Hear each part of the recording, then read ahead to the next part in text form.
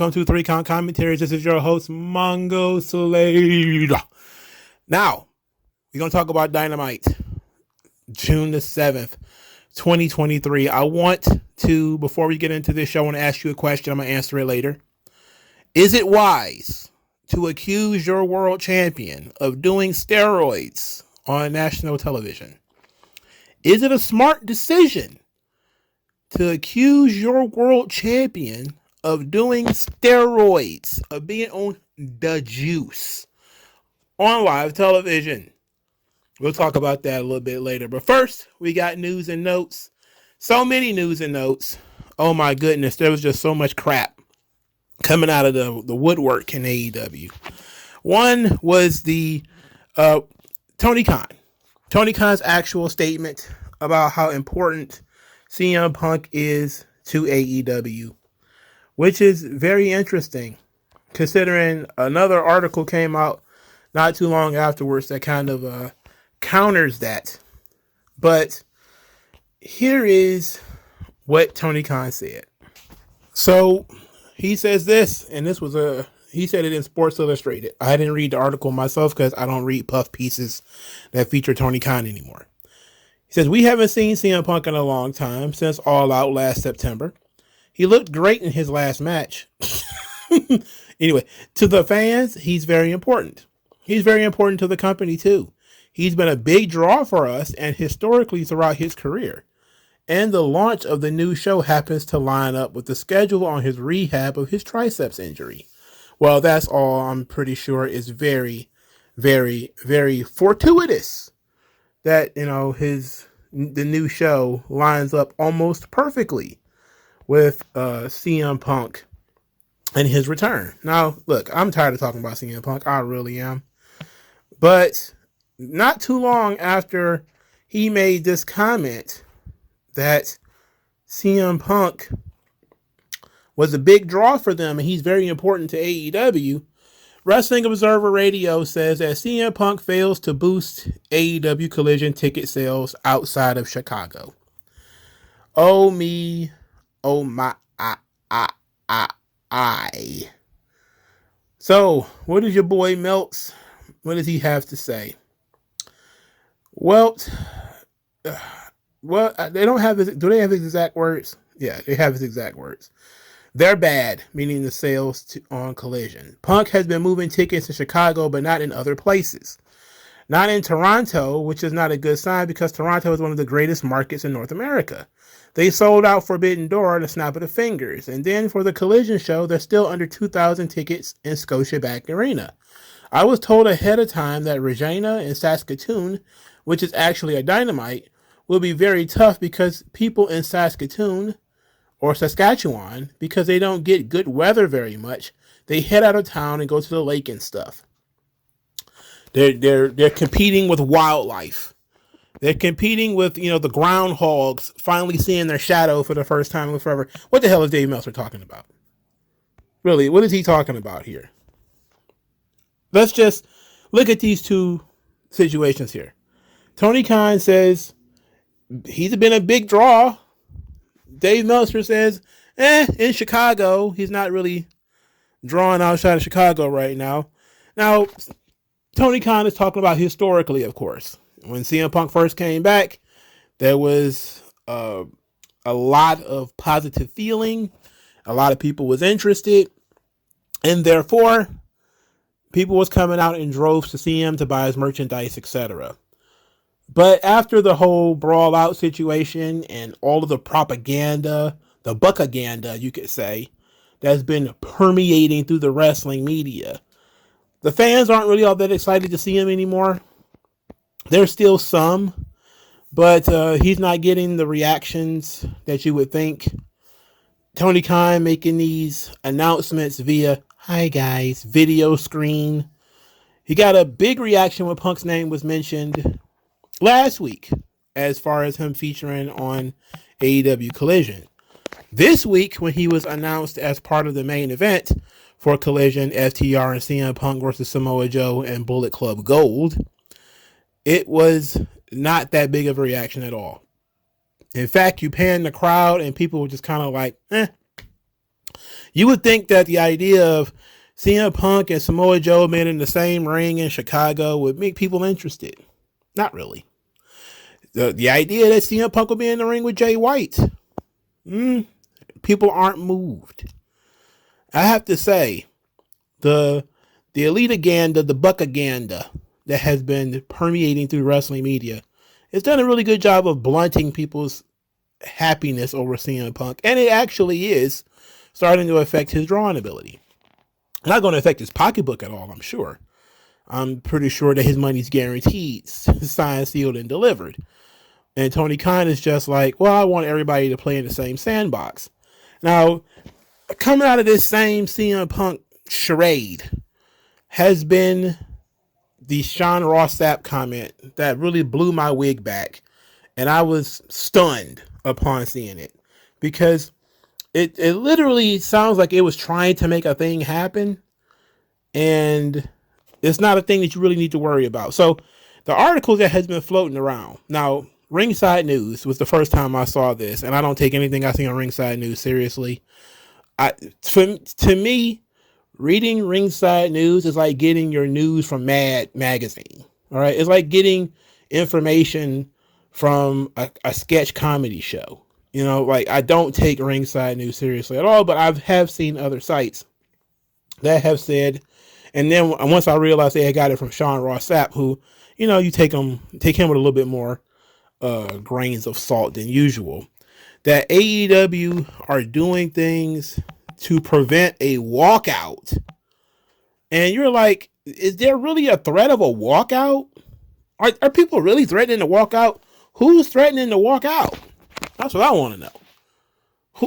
We should be conversing about that idea. Who's gonna put together the walkout if CM Punk returns? Because he's already said he's coming back. You know, like this idea that there's people that back there that are so offended, so upset that they're willing to walk out because CM Punk has returned. It's got to be some of the most childish garbage that I've ever read. And look, I'm trying to give AEW some credit. I don't think the guys are that pussy that, you know, they're going to stage some kind of sit-in. They're going to stage some kind of die-in. They're going to lay on the floor in front of Tony Khan's office like, you will not divide us. You will not divide us. Because CM Punk came back. I'm not going to believe that. We're not going to buy that one. They're going to have to actually do it in order to get me to believe it. But let's just say that it was on the table. It was on the table for these guys to be very upset at CM Punk's return and they're going to walk out. I say anybody who threatens to walk out, either freeze their contract and say, we're going to sit you at home. Or, matter of fact, do you even better? You know, force a buyout. You know, how much money do you want to go away? You know, what's it going to cost you? What's it going to cost me, rather? You know, to get rid of you. Because you can't have these kind of elements in your roster. Even if it is the elite. And at this point, even if it is the elite, you got to get rid of them. If they're staging mass protests or some garbage on your, you know, while on your payroll. You can't have that. I have been, you know, on this channel saying, look, I'm not a big fan of the two state scenario of Punk and the Bucks, you know, each one having a show. It's one way of dealing with this scenario, you know, and I'm not against AEW doing that. You know, I'm not one of these people who want to try to force all these guys to work together because it's going to make so much money. It's like, this isn't the old days, you know, where, and then what happens? They start doing these half shoot promos on each other and everybody gets in their feelings again. It really is no benefit to them working together. None of them are huge draws. It's really only to get involved with power games. And that's usually like Disco and Conan and all those guys. They want Tony Khan to get into a power game with Kenny Omega and all these dudes. I don't suggest he do that. He can be different than everybody else. I think Vince was wrong to try to force Shawn Michaels and Bret Hart to work together. They was fighting and every week or whatever. For your own health, you should have separated them. Even if it was just you suspending somebody for a short time. Now, In this situation, the two-state solution is probably the best option. One has Collision, the other has Dynamite. The two shall not cross. All right, fine. In which case, if that's the way we're going to deal with this, why is there any talks of people walking out? For what? Are they, even if you say, well, Ace Steel is coming back, and he, CM Punk pulled his jaunts and out of his pants and started waving it around and say, Ace Steel coming back because I can do this. I have the power and it can be done. I still wouldn't stage a walkout. I probably just wouldn't re-sign my contract. I mean, the Elite, as far as I know, they are already on the last legs of their contract. Why re-sign? Well, they can't just go to WWE. Who said they can't? I mean, they don't have to. They can go back to Japan. They can go sit at home. They can go sit at home for a year and then make Tony Khan. It's still going to be a bidding war. That's the thing that people don't really understand. It's not like it's a temporary thing. If Kenny Omega and the Bucks let their contract run out and they go sit at home, even if they don't immediately sign to WWE, just the fact that they're not on Tony Khan's television is going to drive up their cost, because Tony Khan is going to want them on his television, because there's always the idea that they could go to WWE, but just saying, right? They don't necessarily have to do anything. So my thing is, if you want to try to make everybody happy, which is not going to work, but the best option is the two-state solution. You tell them there's not going to be any crossover. You guys going to work over here. He's going to work over there. And maybe there's going to be some crossover on pay-per-views. Who knows? I don't know how that's going to go, what the plan is for that. That's going to be that's a horse of another color. That's a zebra. We deal with that some other time. But if they're planning walkouts, you can't deal with that. That's bad business. All right. Somebody, especially if they have so many friends in the company, if they're trying to, that's basically a coup at this point, because you allowed them to hire so many people, not just other wrestlers, but people in the office. They, like, one of them's wife works in marketing or something like that, right? You can't have this.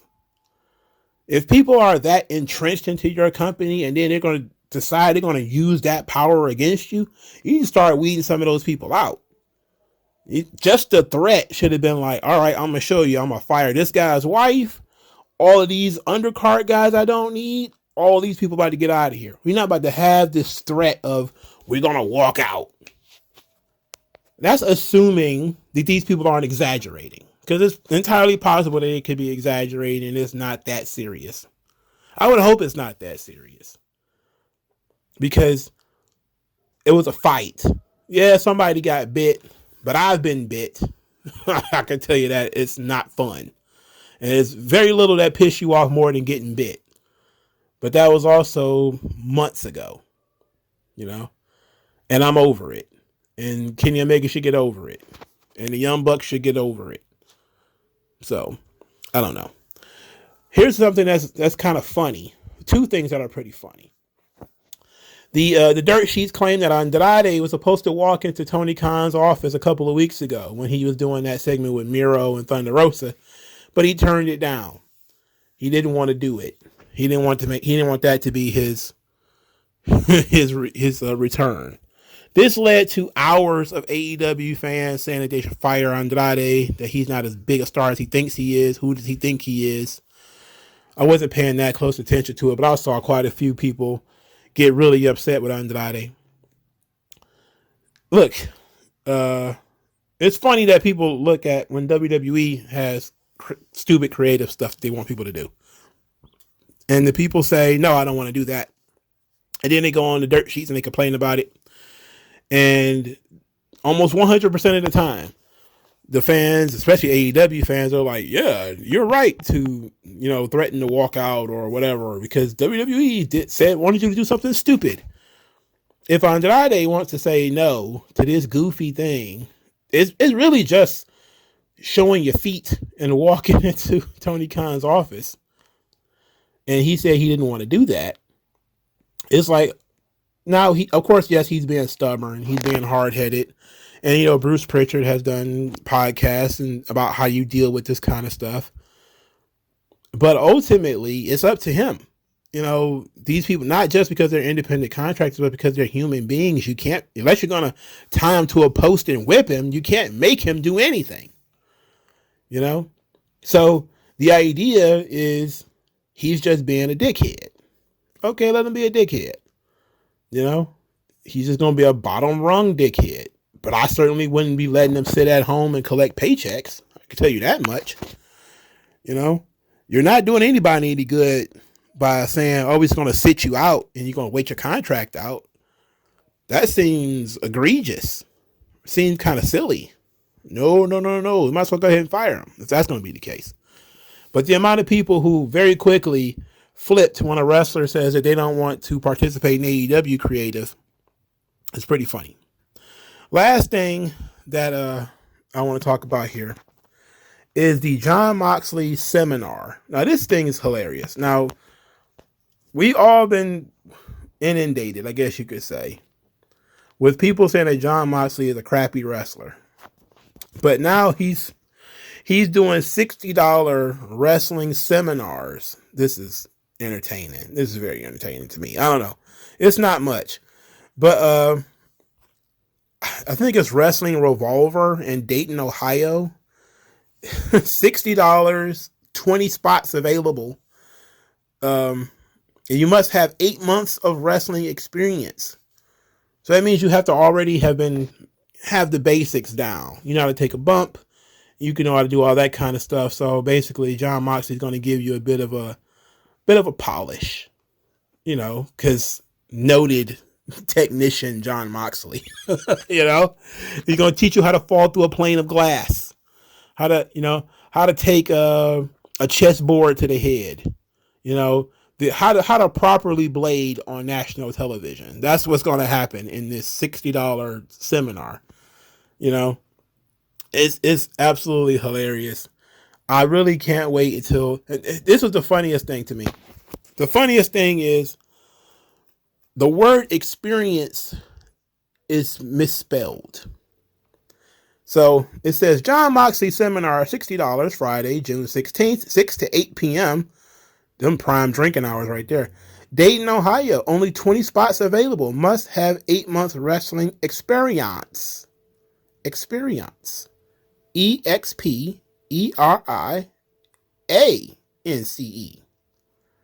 Oh, and this is on the poster. It's not in the tweet to where it could have been a mistake. It's on the poster.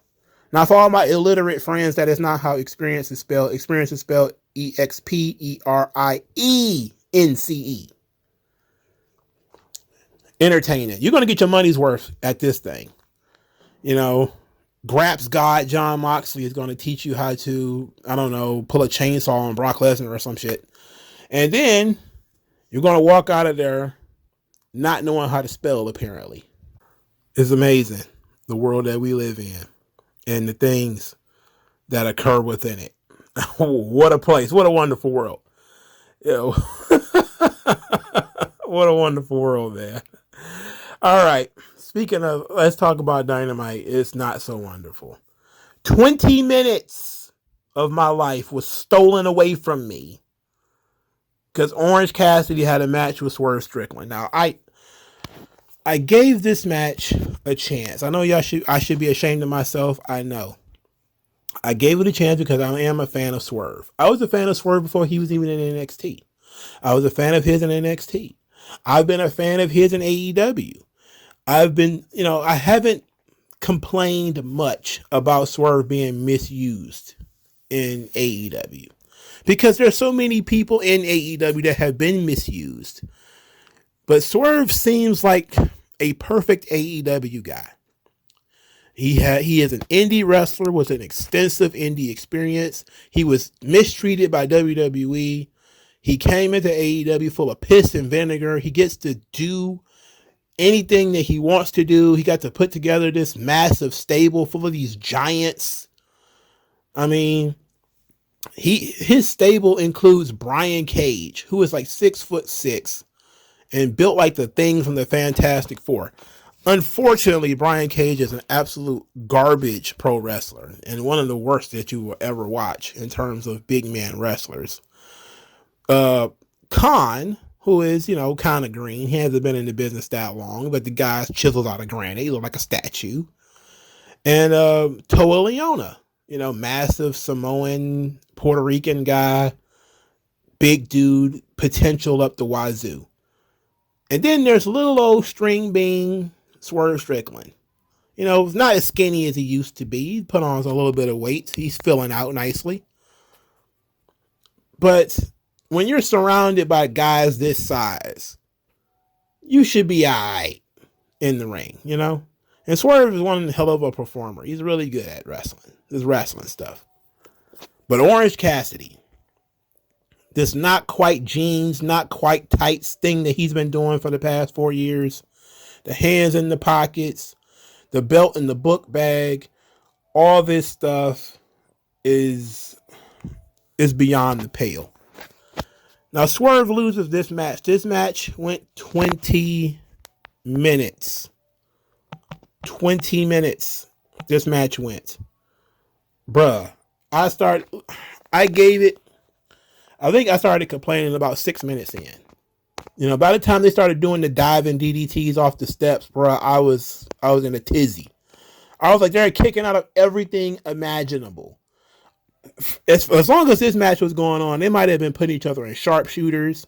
They might as well have been doing FUs and attitude adjustments all over the place. They might as well have built that contraption, that Ultimate X contraption, and jumped off that. Like, in my brain, once a match goes entirely too long and you kick out of every conceivable thing that could happen, that's what's going on in my brain. You did constructed a Hell in a Cell, fell off of it, and then the match continues.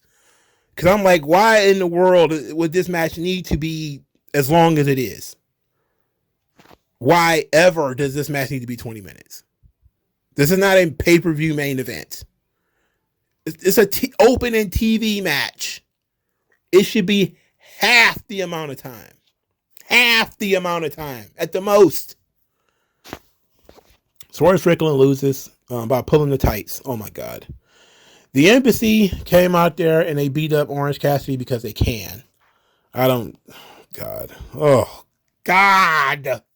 Then the lights went out. First time the lights have gone out on AEW in a while. I do have to give Tony Khan credit. They haven't done the lights out thing in a while. When the lights come back on, Sting and Darby Allin have chased off the Embassy. Again, let me remind you, the Embassy are very large men. At least 3 very large guys. Sting, the biggest person involved in this scenario that's still conscious, is over 60 years old and he has a baseball bat. They should have beat his ass, but, it's pro wrestling. Sting is a superhero. You maintain Sting's image by having him be able to back these guys down. Okay, fine. Now, looking forward to this match, though. My question is, why couldn't Swerve win? Orange Cassidy is holding this title for what exactly? Is he going to lose it back to Pac? Is that what's going to happen here? Are we going to pull a Chris Statlander where Orange Cassidy's holding this belt just for somebody else to come in and beat him for it in 4 minutes? And then that's going to be, oh, what a win. Oh, the streak is over. Whatever. 20 minutes, man. 20 minutes of this thing. Get out of here. It sucks. Okay, they did a vignette for Jay Whitehall and Ricky Starks. Decent vignette. Not bad. The internet was teasing that there would be a new member of Bullet Club Gold that they were expanding. I would have liked for that to be a promo or something on television, but nope. Let's do the main event since we're here. Ricky Starks versus Jay White. Bullet Club Gold and Jay White's friends are all banned from ringside, so there was a one-on-one match, which apparently was no disqualification because they were outside the ring literally forever. I like both guys.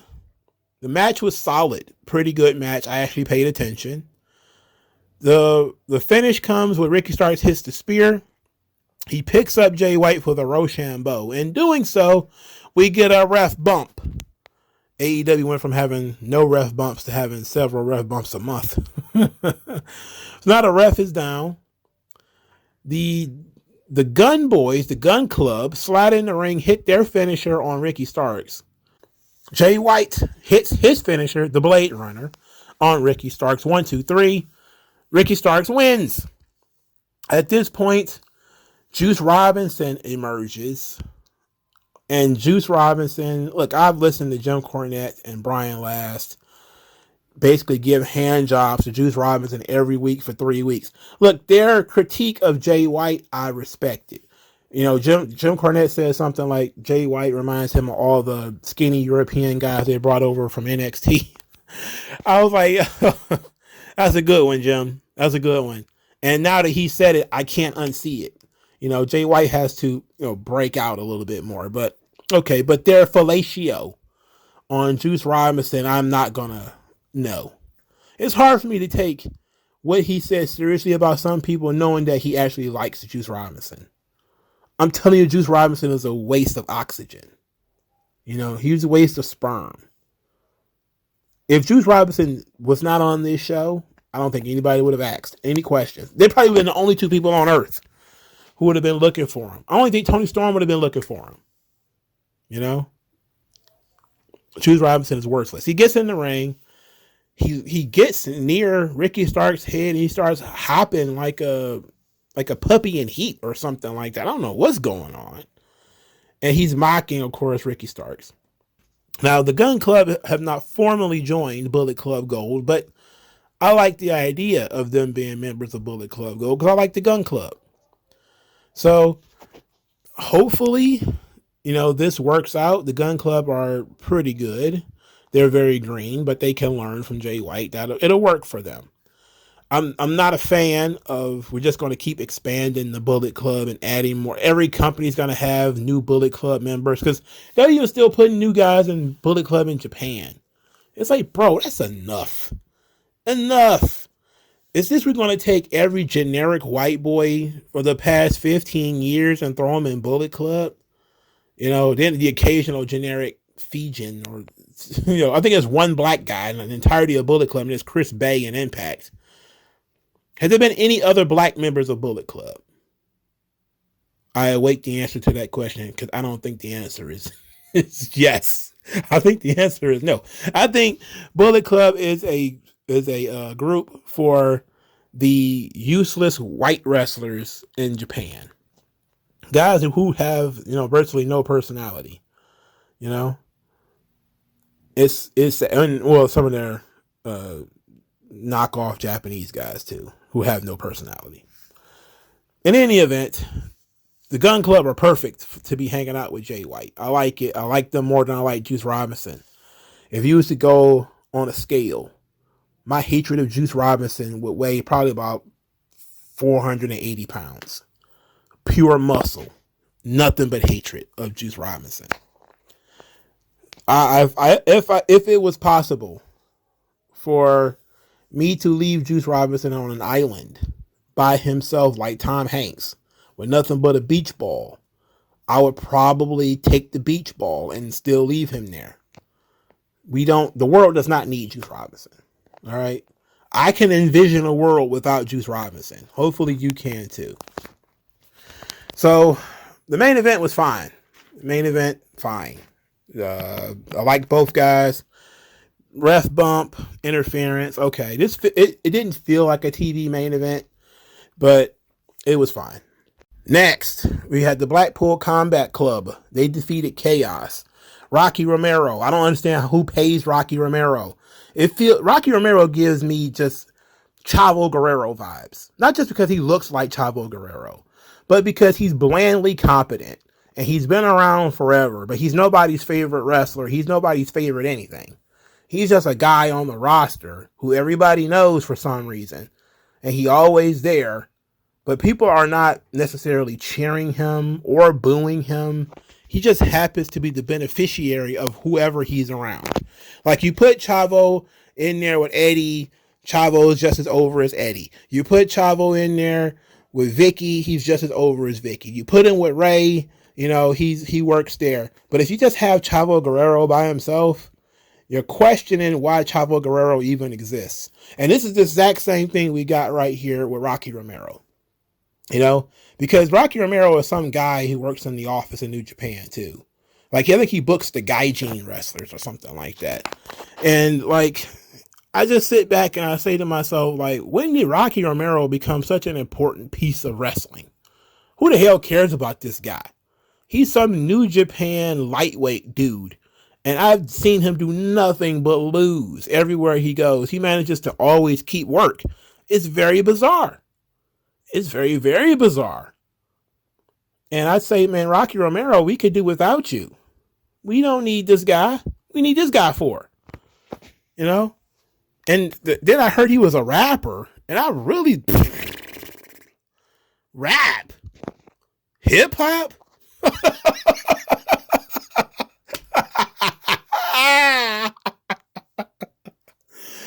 Rocky Romero. Oh, my God. He's a sleeper, man. He's one of those guys that got heat with me, and really, I'm not sure why, because there's no reason to like him. There's no reason to dislike him. I just wonder why he's here. It's like, why Rocky Romero? Why is he here? What does he want out of my life? It's like he's just bland, generic pro wrestler who just manages always to have a job. Out of all the pro wrestlers who have, who don't have jobs right now, Rocky Romero remains gainfully employed and always wrestling on TV. It's shocking to me how this manages to happen. This guy must have friends in the right places. This feels like a Young Bucks. He's a Young Bucks buddy. That's what it feels like. Otherwise, you wouldn't pay Rocky Romero to do anything, unless you were desperate. And New Japan has been desperate quite often. Oh God. He was in this 6-man tag with the Best Friends, who are also useless pieces of garbage. Both of them are bums. And they wrestled the Blackpool Combat Club, who is Moxley, Claudio, and Yuta. I don't like Yuta. Yuta sucks. This match sucked. Yes, they jumped all over the place, but I had no connection to it. I was completely disconnected the moment I saw Azukar.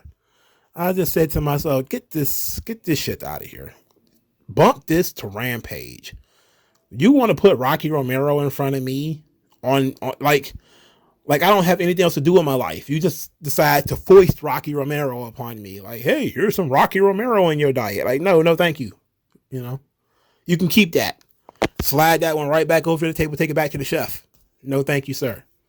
All right. Fuck Rocky Romero. So the good thing about this is that Bryan Danielson was on commentary. Now, Bryan Danielson put out a challenge to Kazuchika Okada for Forbidden Door. Now, of course, Okada accepted, because of course he would. My brother actually got excited about that match. He was more excited than I thought. He's like I guess you could say he's not a watch New Japan all the time kind of guy. He's a watch New Japan on Access kind of guy. If it's on Access TV, he'll watch it, but he ain't getting up at 3 o'clock in the morning to watch New Japan. And he was kind of excited for it, because he was like, hey, you know who Okada is, and I know who Okada is, and I was like, this match is very intriguing. This is one of the things that Forbidden Door exists for, is to give you a match like this. So I can't hate on it. Of course, the match is not going to have any story, because it's a one-off. They might double back.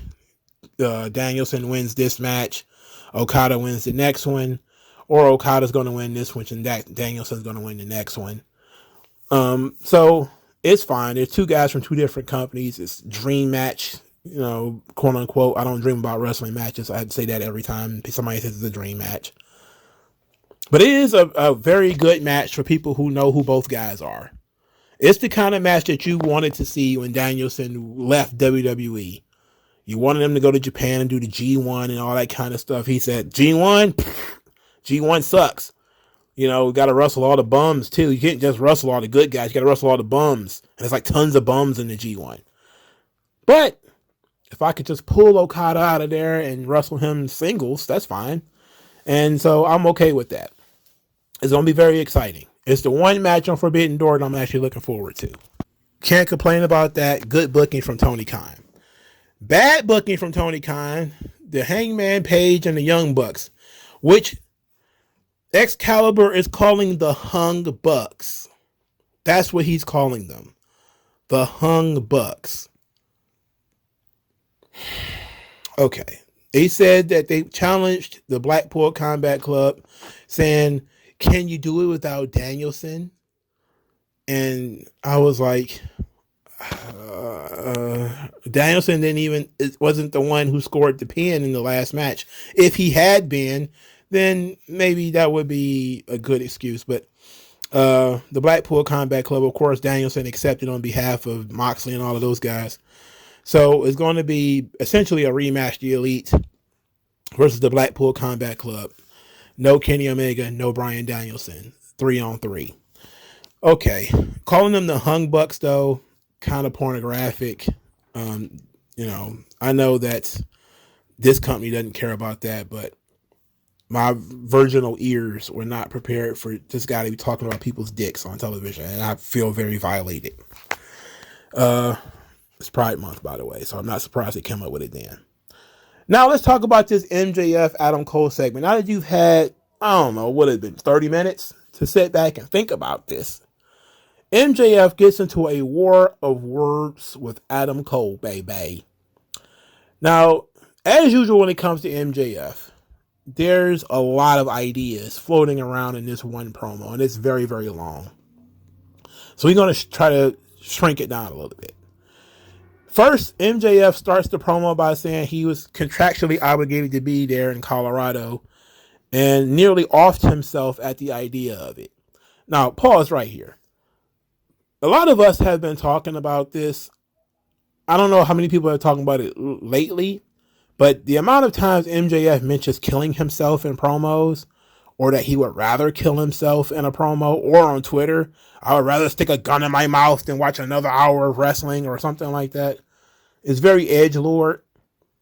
But from somebody who works in like the mental health space, it doesn't take that much to get you in the hospital. Okay, sometimes people will get just mad and say some dumb shit, end up in the hospital. Somebody might want to get MJF and say, you might want to chill on the suicidal ideations. We know you're being a smartass, but you might want to chill with that. All right, just pull it back a little bit, brother. Not censorship. Not saying he can't say it, but maybe not so many times in a month, that you express that you would rather kill yourself than do X, and X is not that bad, So whatever. Anyway, he said that Colorado is the most boring place on earth, and he knows boredom because there's no competition in this company. Out comes Adam Cole. Now, Adam Cole's ankles don't look like they can support his body weight. And if you looked at Adam Cole, you could look at him and tell he ain't got much in the way of body weight.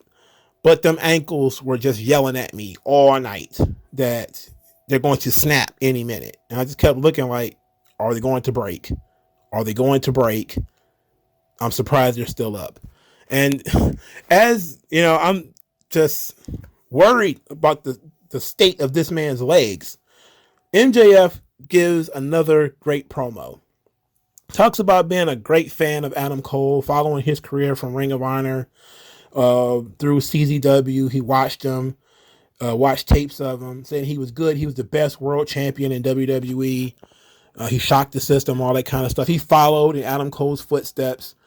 And then he ended up coming to AEW, hoping that Adam Cole would come over and they could have the rivalry of a lifetime. Then he paused and said, now, what happened to you? Like the state of Adam Cole right now. Well, now he's got gray hair in his head and got gray in his beard, and you're like, he's skinny, and I'm like, oh my God. He starts talking about Adam Cole being addicted to video games and Twitch, that he's been hiding from the sun, that Britt Baker stole his balls. Then he says he's so frail that crack whores are jealous. And he says that AEW has done everything to make Adam Cole look cool. The lights, the music, the baby, everything. He says to make MJF look cool, all they do is ring the bell. Now, it would have been great if we'd have stopped right here. All right. If we just stopped right here, we would have been excellent promo. Let Adam Cole respond. But MJF continues. Now, the reason why I think we should stop right here is you don't want to empty the chamber. You know, they have a real big issue with the MJF promos where they literally just have him dump everything at the person. It's like, there has to be a certain point of, I'm not going to take any more verbal abuse. Like, there needs to be a cutoff point when it comes to these promos. Like, you've talked about my girlfriend, you talked about my hobbies, you talked about my physique, you talked about me, on and on and on. Either I'm going to cut you off, or we're going to start throwing hands.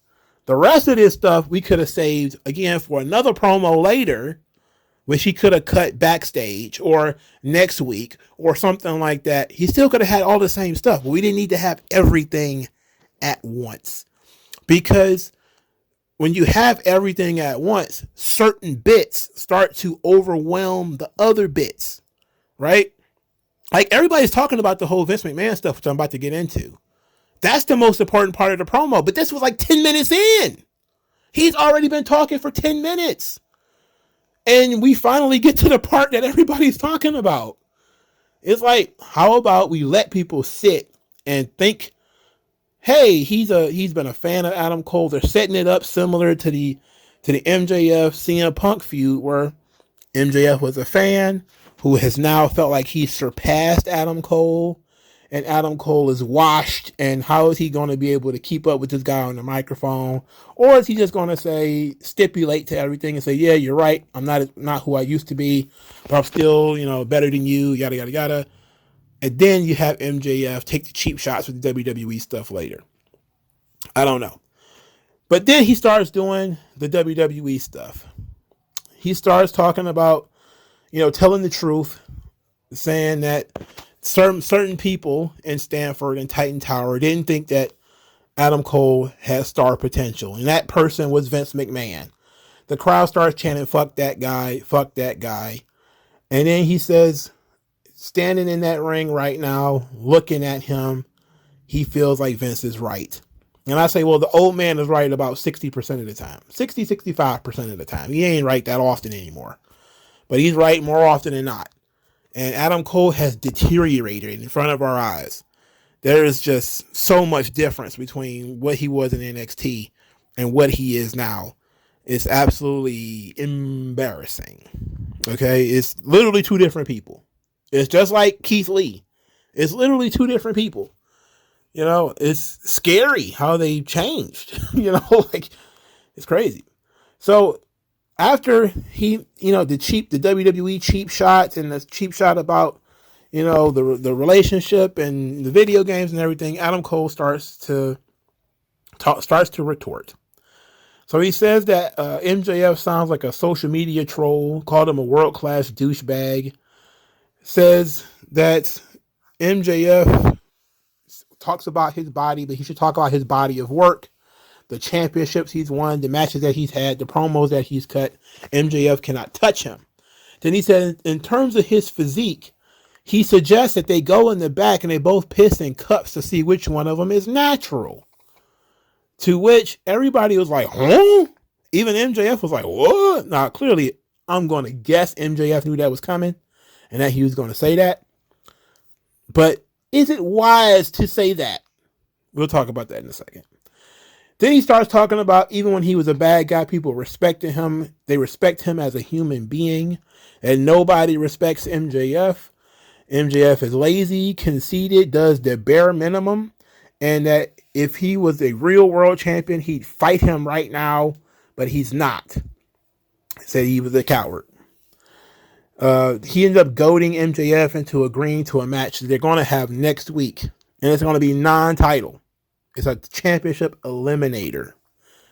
So we did all of this to have a non-title match between Adam Cole and, look, why is the match non-title? I don't know. Whatever. Let's just put that part to the side real quick. Let's talk about this steroids thing.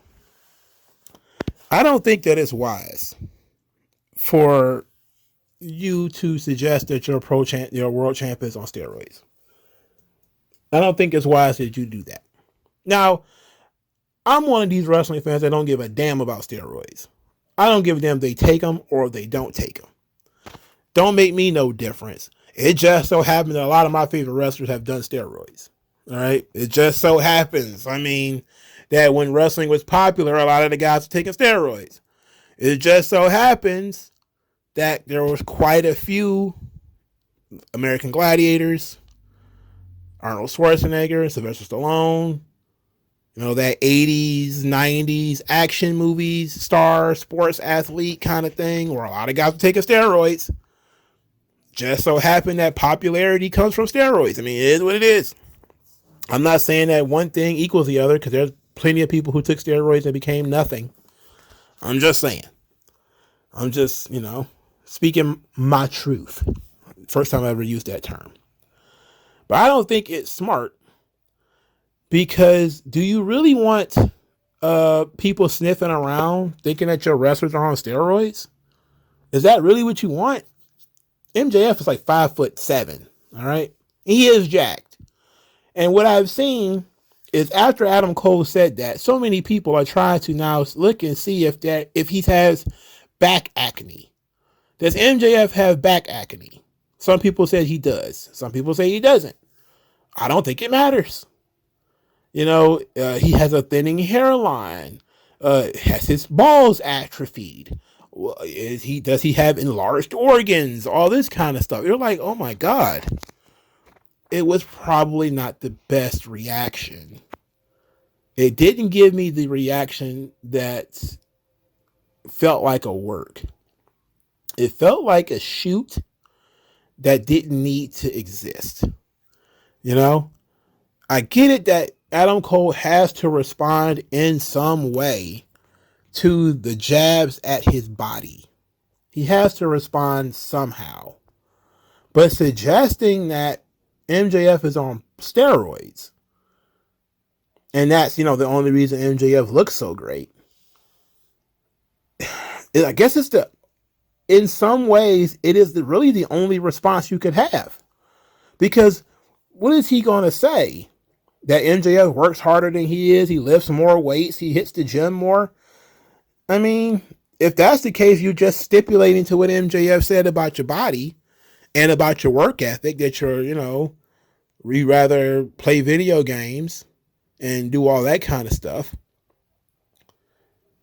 At the same time, though, I'm still not sure it's the right idea to go on record and saying you think that the world champion is on steroids. Now, especially considering nobody has ever asked the question about whether AEW tests for steroids. And to be quite honest, I don't think anybody ever will. I don't think anybody ever will ask the question. Because if you've seen the roster, there's probably only about 6 or 7 people you see regularly on the show that you would even ask if they're on steroids or not. I don't think Orange Cassidy is on steroids, I can tell you that much. I don't think Darby Allin is doing them. Heavens to Betsy, Hook and Jungle Boy on steroids. If that's how they look on steroids, what the hell they look off of them? But MJF is a guy that I could see him being on steroids. Do I think MJF is on steroids? Yes. Or a human growth hormone, one of the two. But just because I think that might be the case, doesn't mean people should be talking about it. It should not be a topic of conversation on the show. Okay? It should not be a topic of conversation. It's a distraction.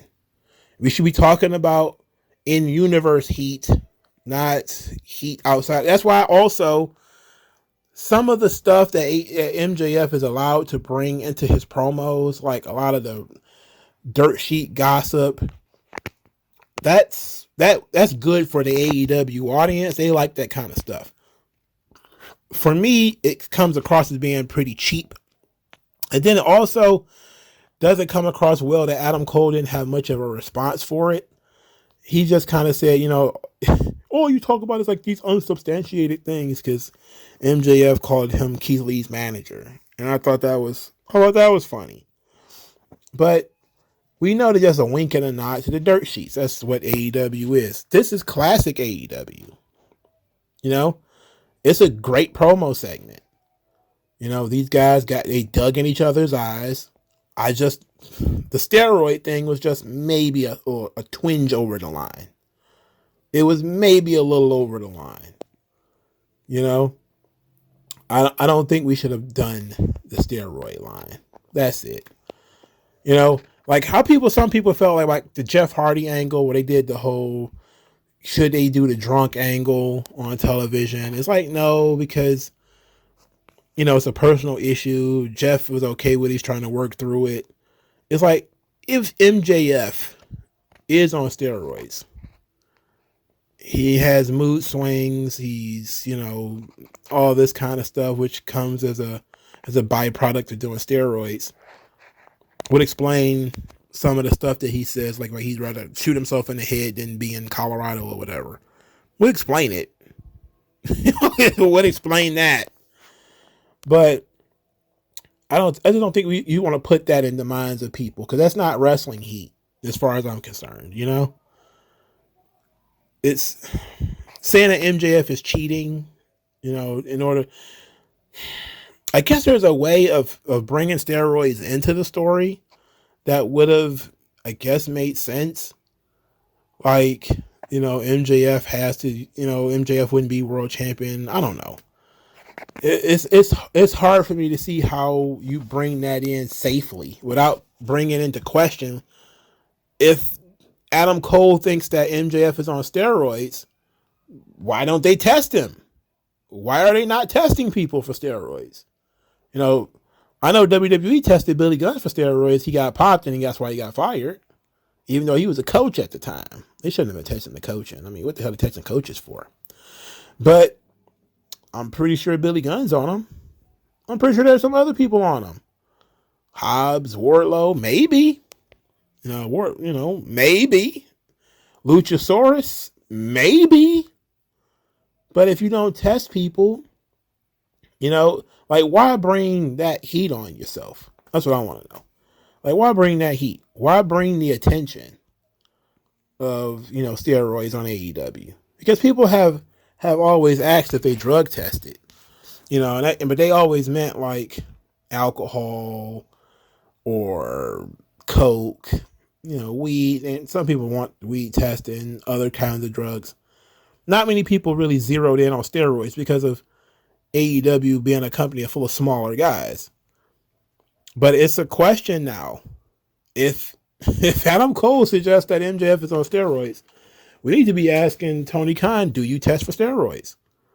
Can we say definitively that MJF is not on steroids? You know? Well, maybe he'll respond to that. Maybe he won't. Maybe I'm overthinking things. Maybe, you know, I just don't think it's a smart idea to mention it on TV. That's it. Or in promos or anything like that. Moving on, finally. Ethan Page is now a member of the Hardy Party. I wanted to turn my TV off. Ethan Page sucks. Moving on. I'm not even going to acknowledge that shit. Hook and Jungle Boy defeated Preston Vance and Dralistico in a Texas Tornado match, which apparently meant no disqualification. I thought Texas Tornado meant everybody in the ring at once. I didn't know it meant fighting the crowd, go through tables, bleed all over each other. I don't know what Texas Tornado means, apparently. They're making up their own rules. Anyway, Jungle Boy taps out Dralistico. Preston Vance was in this match. Preston Vance, nope. Don't like that guy. That guy sucks. He is the guy. I know some people have made, I think he was the guy who did the fake punches to Dustin Rhodes that was on TV a couple of years back. I do believe that was him. He indeed throws some of the worst punches I have ever seen recorded by a video camera in terms of professional wrestling. You know, he punched like Fred Sanford. Have you ever seen an episode of Sanford and Son where Fred Sanford throws a punch? I mean, my God, he might as well be on the 10-yard line and the person he punches on the 50. That's how far away he is when he throws a punch. That's kind of how Preston Vance is at this point. You know, he's so far away that you basically have to jump into it in order to get hit. He couldn't hit you if he wanted to. I don't know if you guys play Metal Gear, where there's a character called Fortune, where you couldn't shoot her. If you tried to shoot her head up, the bullet would go around or whatever. I think a Preston Vance punch, you could stand right in front of him. He could throw a straight right hook, and he'll still miss you and like go around you. And I don't know what's going on with this guy, man. He's got the worst punches in the business. This match was nothing. I don't understand the point of this match. Konosuke Takeshita wrestled a guy named Damon Ace. Just a big dude. They didn't bother to mention his name. I think Excalibur mentioned his name. No theme song for Takeshita. He came out to boos, but they were very quiet boos. So they wasn't like vociferously hating him when he first came out. After he won the match, however, Don Callis got on the microphone and said it's all Kenny's fault. He did everything because of Kenny, all of Kenny's success, all the success of the Elite. It's all because of him. And Kenny Omega has been a cancer in his body, and he had to cut him out, and they're going to cut out the cancer of the Elite out of this company for good. Don Callis is, they're doing a good job of his heat. I do think that they're kind of sweetening the pot a little bit. But I'm okay with that too, as long as it feels a little natural. I'm okay with you sweetening the pot. It's television. You don't want to have people sitting on their hands not responding. That's the shit's on TV. Like we went through that with the Thunderdome. Like let's not, just sit there and watch people talk to empty, or not moving people in the crowd. All right. Don Callis essentially said the same thing he said last week, that him and his new family are going to get rid of Kenny Omega. We're not entirely sure what that means, but it means something, all right, or he wouldn't have said it, right? Takeshita spoke in Japanese. I'm okay with Takeshita as a heel right now. This is good. He's not happy-go-lucky, just happy to be there guy anymore. So this works out. I want to give him a little bit of time to develop, but I like things so far. Christian Cage and Luchasaurus beat up Brock Anderson, where Christian Cage said he blamed Arn for losing, and Arn took something from him, so now he has to take something from Arn. This is okay. Now Christian is going to be feuding with Arn Anderson, which, is Wardlow through Arn Anderson. They're continuing this feud. I guess that's okay. I don't hate it, but I don't know where we go from here. I'm just not sure. Wardlow needs something. He's missing something. I think it might be just a tinge of personality and the ability to cut promos. That's what I think he's missing. So he needs to be talking and doing stuff. He needs to have been out here powerbombing dudes and pinning them, looking like an absolute boss. That's what we need. Now, you can't put the toothpaste back in the tube, but you can do something special with the toothpaste now that it's out of the tube before it dries up and becomes useless. But maybe Wardlow is the toothpaste that's been out for too long. Maybe. Where the hell he's been, by the way? Was he on TV last week? I don't think so. TBS Championship, Chris Statlander defeated Anna J.A.S. in a match that was entirely too long and that nobody cared about. Chris Statlander, I saw her on, I believe, I'm not sure if it was Busted Open or what she was on, when she was dressed normally and she's wearing her grandma glasses and everything. That girl was beautiful. I don't know why she looks worse on television than she does when she just dresses down and looks normal. But Chris Statlander is gorgeous. That's a good looking girl. And you wouldn't be able to tell if you see her wrestling. You wouldn't be able to tell. But she's a good looking girl. I like Chris Statlander. They're not doing her any favors, though, putting her in random matches against people like Anna Jay.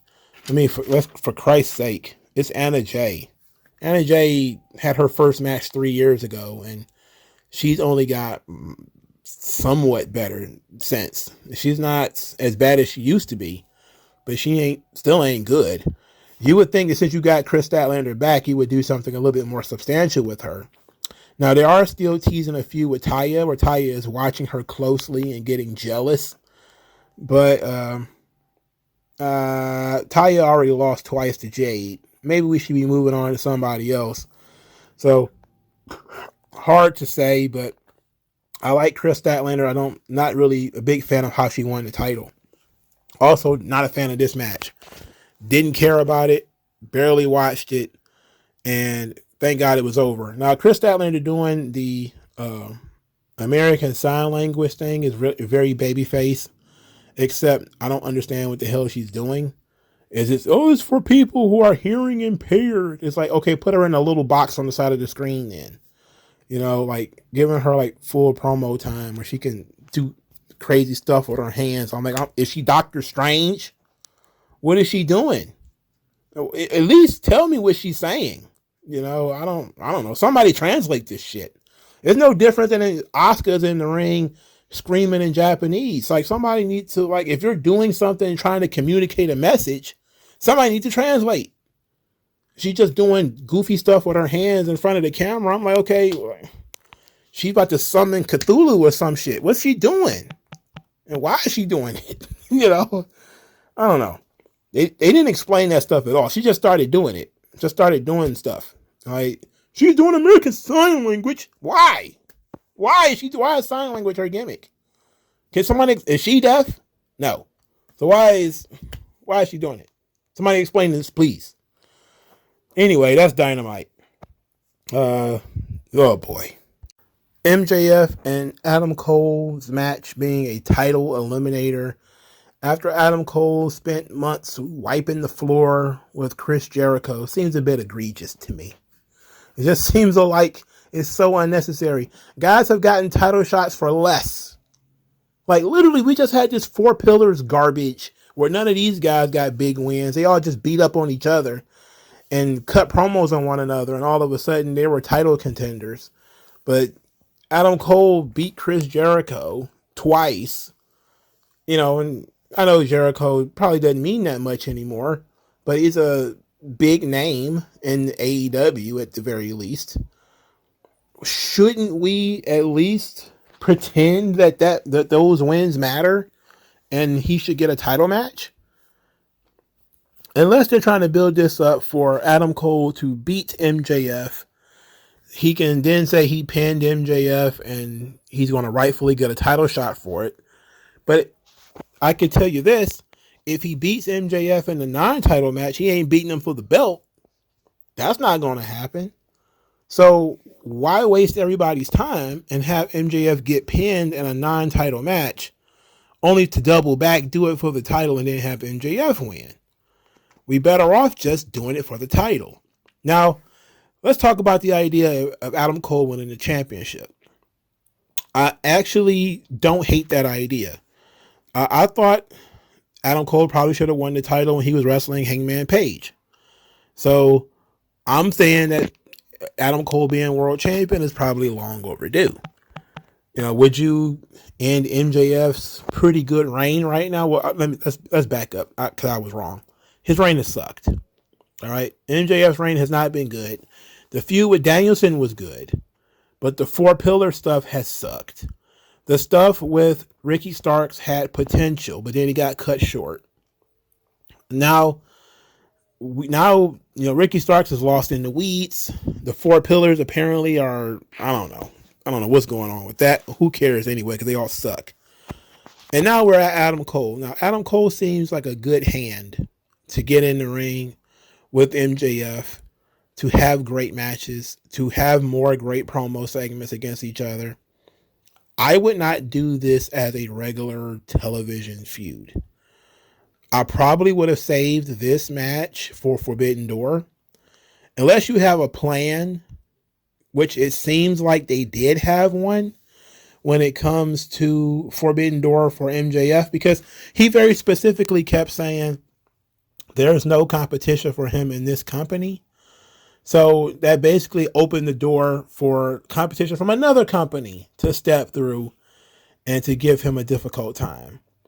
Now, because MJF has been talking about there's no competition in this company, it does also open the window, let's say, for somebody who is in that company, meaning AEW, to beat him, to show him that he is not as great as he thinks he is.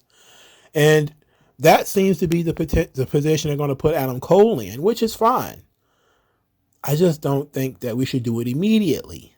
I'm a big fan of taking your time with wrestling stories, not dumping everything into one promo segment, not doing everything that you could possibly do in one match. There needs to be an element of pacing in your storytelling. You tell a little bit, then you let it breathe. You tell some, let it breathe. You have a match. If you're going to have more than one match, let it breathe. Give it some time in between the 2 matches or the 3 matches or whatever. That's how you do appropriate storytelling, because there needs to be an element of the lead up to the conflict. Then you have the conflict, and then you react to the conflict.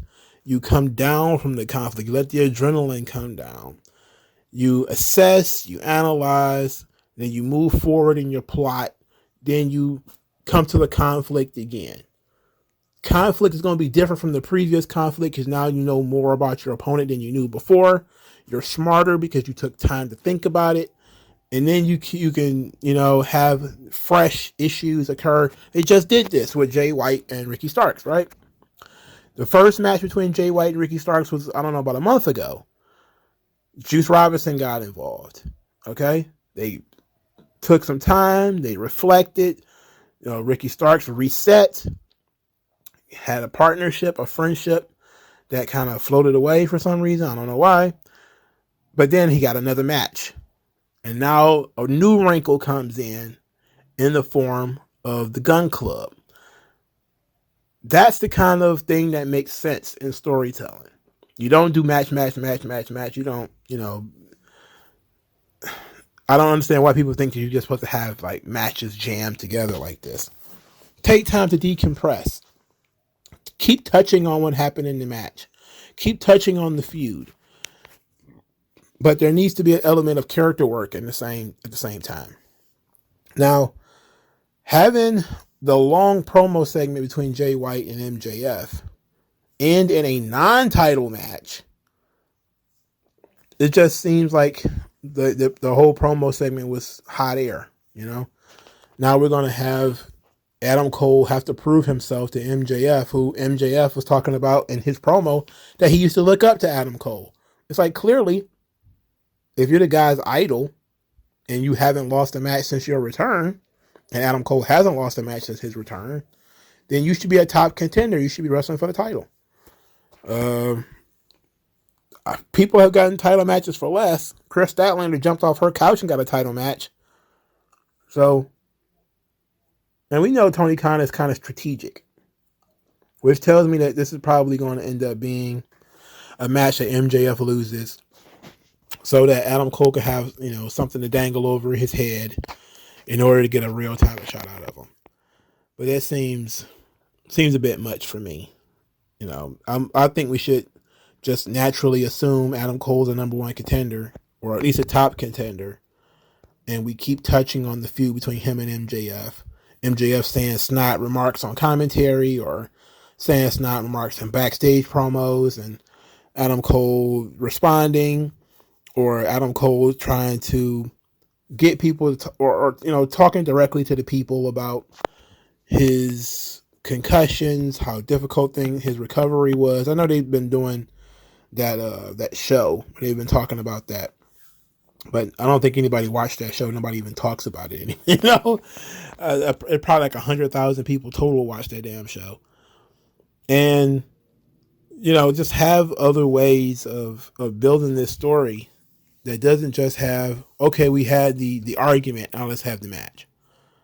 It's like, okay, at least they didn't have it all in one night. I guess you could thank God for that. Thank God for small miracles.